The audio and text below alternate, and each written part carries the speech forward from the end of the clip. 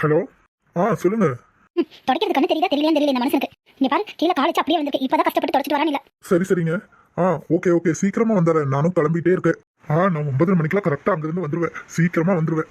நீங்க சீக்கிரமா வரதோ அப்புறம் இருக்கட்டும், கொஞ்சம் கீழே குனிஞ்சு பாருங்க. என்ன பண்ணுச்சா போன் பேசல, உனக்கு தெரியாது எப்படி பேசணும்னு? நீங்க போன் பேசுறதெல்லாம் எனக்கு நல்லா தெரியுது. நான் வீடு தொடக்கிறது உங்களுக்கு கண்ணு தெரியுதா தெரியல. எப்ப பார்த்தாலும் தொடக்கல அடுத்து இதுக்கு நடந்துட்டே இருக்கணும். அவ தொடக்கிறாளே நினைப்பில்ல.